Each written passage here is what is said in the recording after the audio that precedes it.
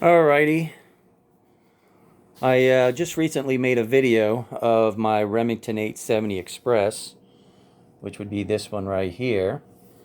And this one was in a box, never used, never shot actually from anybody except probably from the factory, I would assume. And I did a small video on this one. I think I have a video on this other one. I want to compare both of my 870s Remington and tell you a little bit about them and etc. So, but I'm not sure if I posted my Wingmaster. This is Remington Wingmaster 870, and it does have the tape on the serial number, and I put it on here too. So, I don't know. People do that, I guess, because maybe some people get serial numbers. I have no idea, but they have to really prove it, you know. So, but that's whatever. Okay, so I just want to let you know there's a couple pieces of tape on there. Um, well, let's start with this first. Let's go. This here is a Remington Wingmaster 870. Okay, it is a 12 gauge. Has a vented rib, and as you can see, it's bright blue. Really nice shape. Okay, it was made in 1980. Even though this has an 80 on it, it's definitely 1980. Has just slightly a little bit of wear, as you can see right here in the tube, in the magazine tube, down here at the bottom of the receiver. Okay, just some slight bluing wear right there. The receiver on this side's in good shape. The top's in good shape, and the wood is in really good shape. Okay, let's go here. As you can see, this is a pretty fancy one compared to the other one that I'm going to show you.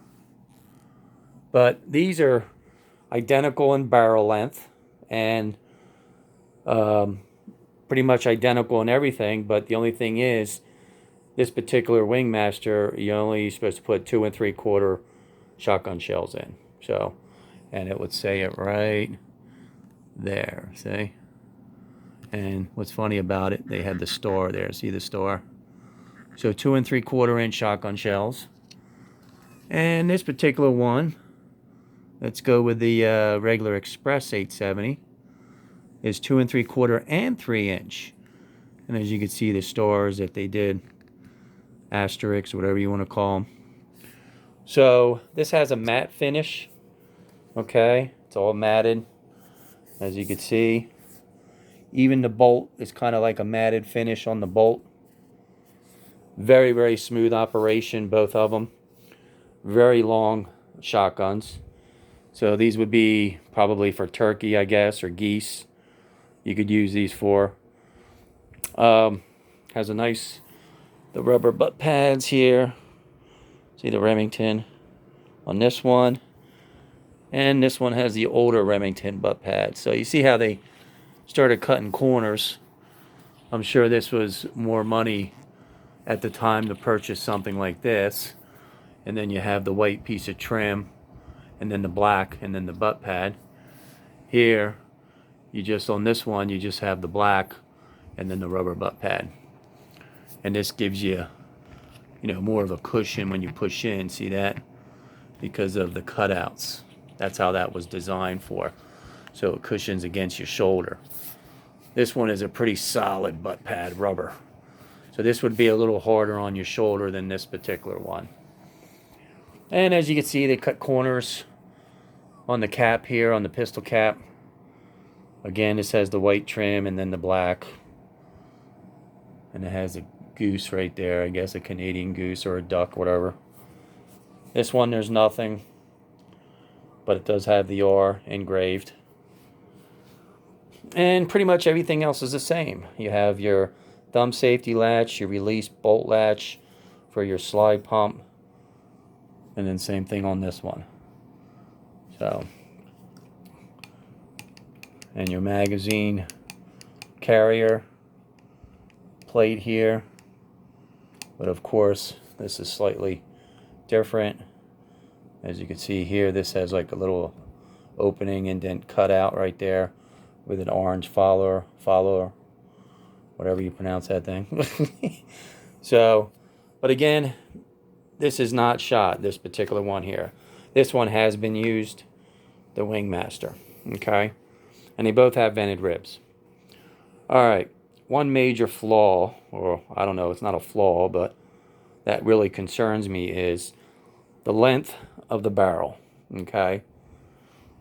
On the box, when this one was sold, it says a 26-inch barrel, okay?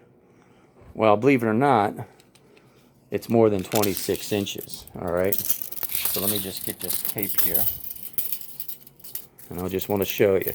Now, I was always taught to measure a barrel length, close your slide action, right? Make sure it's closed, and then put your tape in the barrel, let it go all the way down until it hits the bolt, okay? So there's 26. So if this was a true 26-inch barrel, that would stop right there. But watch this. See that? It's 27 3/4. 27 3/4 almost for this barrel. And that's just stopped right at the bolt, okay? It's just probably right on the line of 27 inches and 3/4 of an inch. And they're calling this a 26-inch barrel. Now, I might be wrong, but that was old school to measure the length of the barrel. Now we're going to do it for the Wingmaster. And again, that action is closed. Okay. I'm bringing it down, and there's 26 right there. I'm bringing it. There you go. This is actually just slightly smaller than a 27 3/4. It's a little smaller than this particular barrel here, okay? So, I don't know what's up with that, okay? Maybe I'm measuring the wrong size barrels for so many years, but many gunsmiths, many gun dealers have told me to measure the barrel that way, and this is they've always told me that this was the right measurement of a barrel length.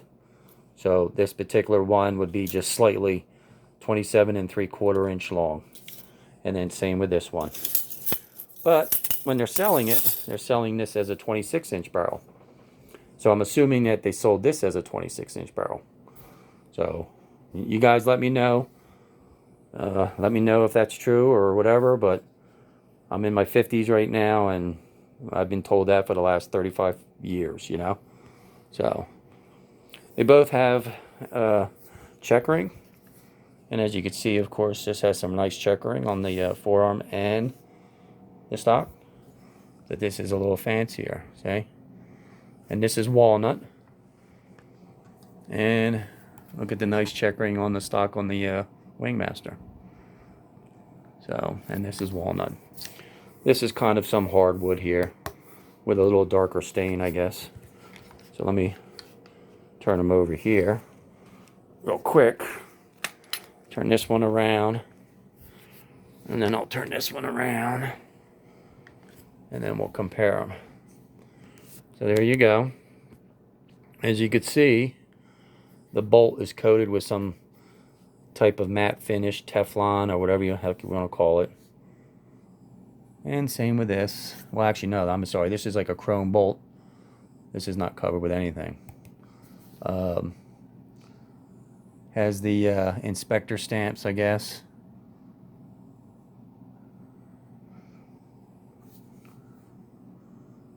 This is just slightly different. The slide action is just slightly made different than this particular action. If you could really see it. I don't know if you could pick that up on the camera. But the end caps are good. Pretty close to what it is. And of course it has the beaded sight on the front. And this one has a nice beaded sight. And if you look at this, the top rib is just slightly a little bit more engraved in than this particular one. This is more rough. See that? Slightly different. And the reason why is because, of course, this is a lot cheaper. So when they made these, they made them affordable. They made it a lot cheaper than something like that. So there you go. That's a comparison, as you can see. The Remington 870 Game Master, made around 1980. And this one was made in the beginning of 2000s, I believe. 2005 or whatever. And this is called an 870 Express. And they're both 12 gauges. All right. Have a good one.